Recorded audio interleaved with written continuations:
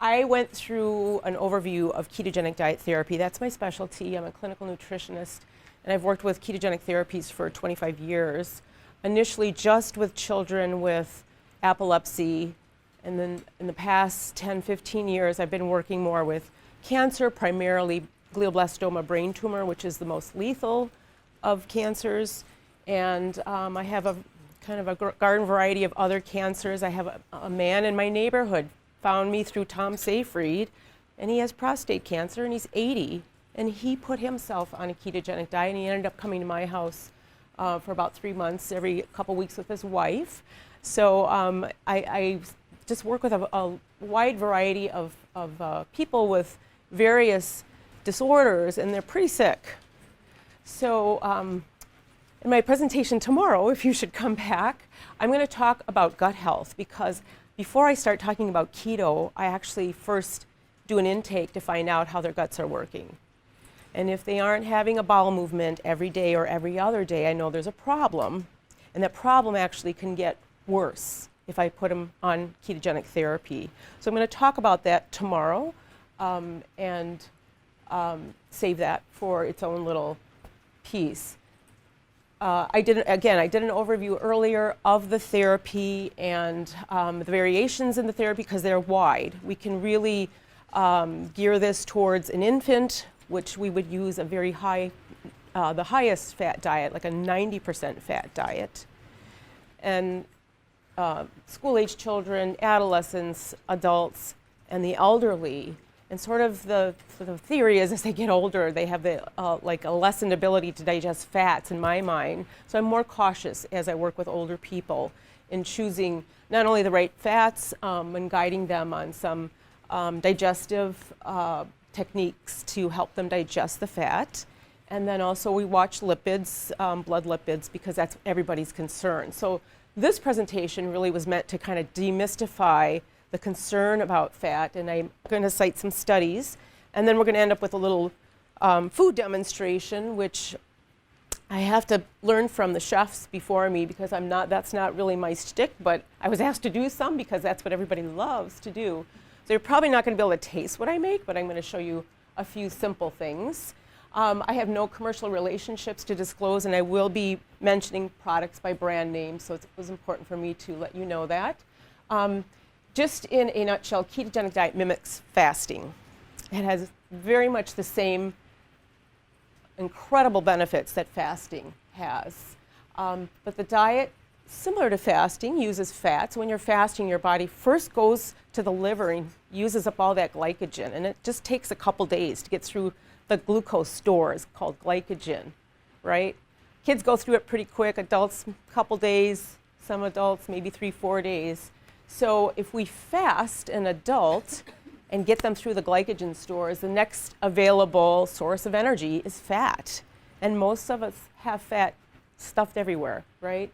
It's around our organs, it's around our midriff, and some have more than others. So if I am working with somebody that's overweight, I will have them fast for a little bit more than somebody that's at a normal weight. And certainly I am very hesitant to fast anybody that's below a normal weight. But once we get into or past that fasting state, then we start introducing fat gradually. And the very important, again, for my adults, that we introduce fat gradually. I'm going to show you some olive oil, avocado oil. This is butter. This is coconut oil and MCT oil, which is the liquid version of coconut oil. Carbohydrates are limited, of course, on ketogenic diets, okay? So that's the part everybody can relate to. And because they are limited, and because we're trying to get at nutrient-dense foods, we go for vegetables, really high-dense vegetables. And I love that Kendall was talking about her raw food diet. And a lot of people don't understand, why would anybody do that? I mean, cooking is a cuisine, right? But the real highlight of a raw food diet is not only the fresh nutrients, but glutathione is present in raw foods. And you lose that when you cook. It's like vitamin C. Vitamin C rich foods start to oxidize over time. And if that orange sits in your refrigerator for 3 weeks, there's very little vitamin C in it once it gets mushy. So the same thing happens with glutathione. It's present in fresh produce, and then over time it breaks down. So that is one of the main highlights of a raw foods diet. So I applaud you in sticking with that. Most people that I work with are flexitarians. So they'll do vegan for maybe 2 meals a day, and then they'll do paleo for 1 meal. You also are pretty much a vegan, but a couple times a month, and I bet your husband has influenced you on this, you have meat. That's very common amongst the people that I work with. So I'm not trying to get them to follow, a certain diet of that type, because ketogenic is hard enough to get adapted to. So I work with what they're doing. If they're gluten-free, it's very easy to continue gluten-free. If they're lactose-free, it's very easy. I've done kosher, I've done FODMAP. It works with just about any kind of a restriction that you can think of. I mentioned rhubarb before. That's a pretty low carb. It's actually a vegetable, not a fruit. We think of it as a fruit, but it's very tart, and it goes really well in smoothies. I usually can find it frozen all year round in my area. Berries are another excellent source of carb. I really try to downplay fruit because it's high carbohydrate content. I forgot to put my green banana in the slide, but we talked about green bananas earlier. So green bananas are virtually unripe bananas. And the amazing characteristic of them is that about 70 to 80% of the starch in a green banana is not digestible. So it's actually prebiotic, and our guts love it. So that means we don't have to count all that carb that's in a banana. And I think I estimated there's like 5 grams per inch of a banana of carb. But in a green banana, it's more like 3. So it's less. It's not completely carb-free. It's just a lot less. So we can use green bananas in a ketogenic diet. I never use regular bananas in a ketogenic diet.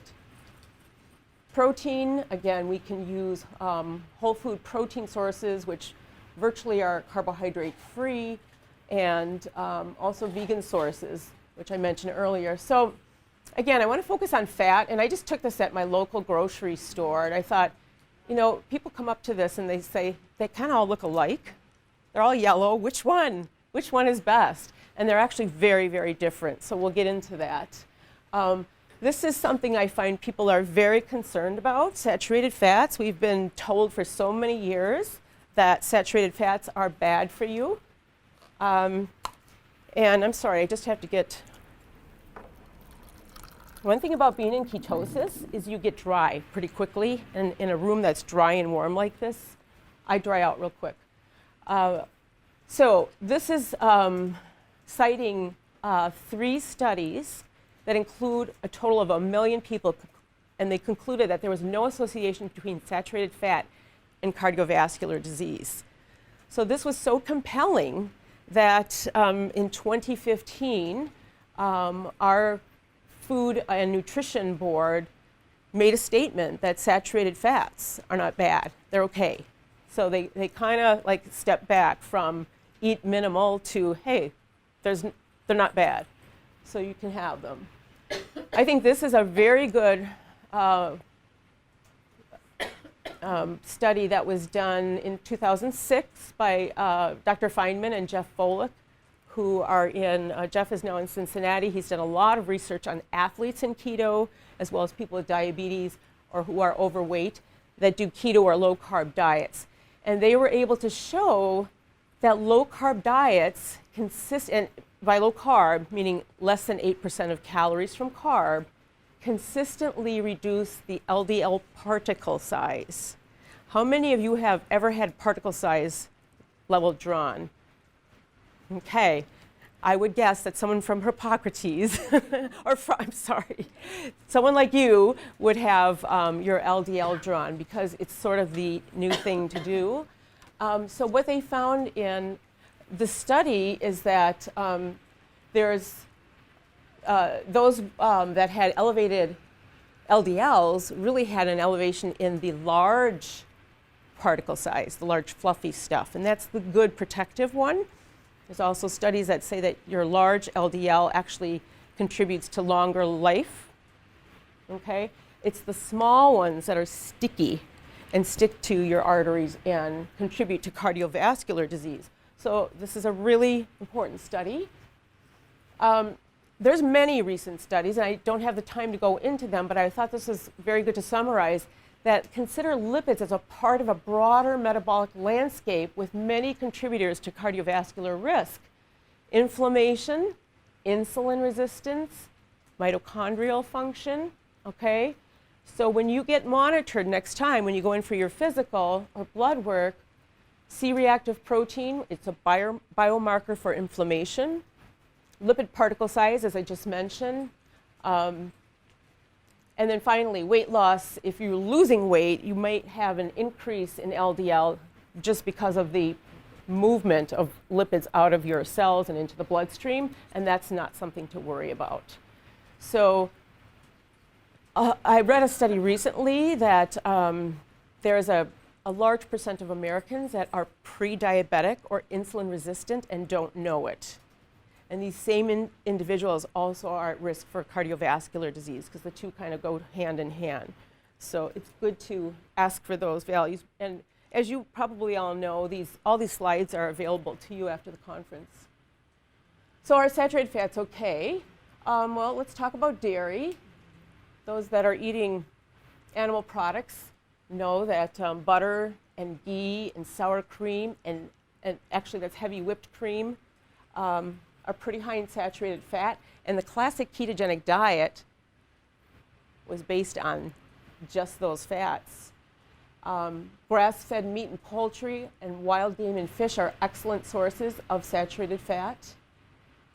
I have a friend who was raised in France, and she introduced me to duck fat. So that's a new fat in my diet. I would have never ventured there, but I see it now available in grocery stores. Seed and fruit, coconut is a source of saturated fat.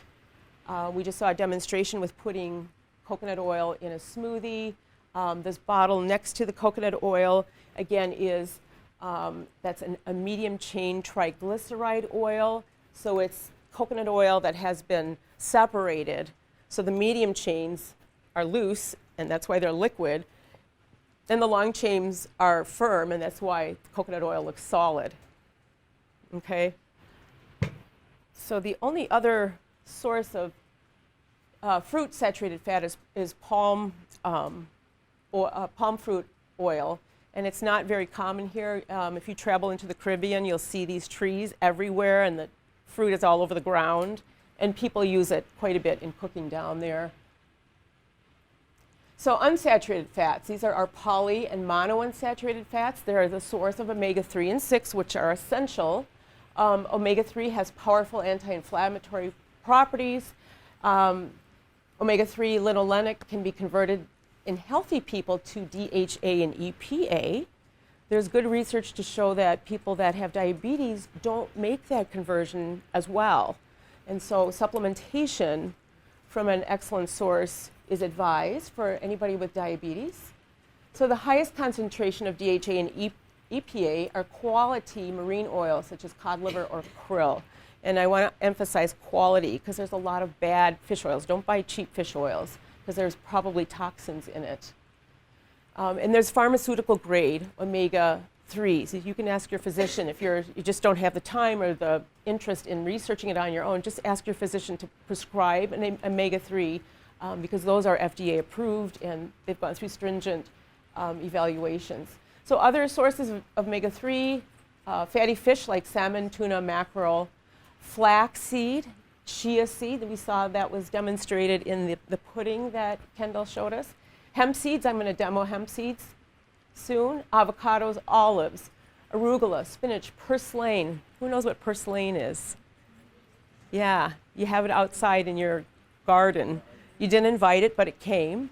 And it's, I always look forward to purslane because it's a later weed. It's considered a weed, right? But really rich in omega-3. And as long as you don't spray your grass with anything or the neighbor's grass has been sprayed and blows to your yard. If that's not going on, just feel free to pick it and you use it right away because it wilts pretty quickly. So that's an excellent source of omega-3. I told my brother this, and he has a much bigger garden than me, and his wife said to me, Kevin is eating a whole plate full of purslane for, you know, a snack or for lunch, and it's because you told him it was healthy. So, you know, he's took me literally, and he's making it his main course. Too much omega-6, the linoleic, can interfere with omega-3 metabolism. So, soybean oil, canola oil, corn oil, these are prevalent in our food supply and as ingredients in processed foods, and they're not that good for you. So this is, I pulled this right off of the USDA website, and I think it's a nice graph showing fats, common fats. The top is plant-based, the bottom is animal, and the percent of saturated, monounsaturated, and then the polyunsaturated, the essential fats.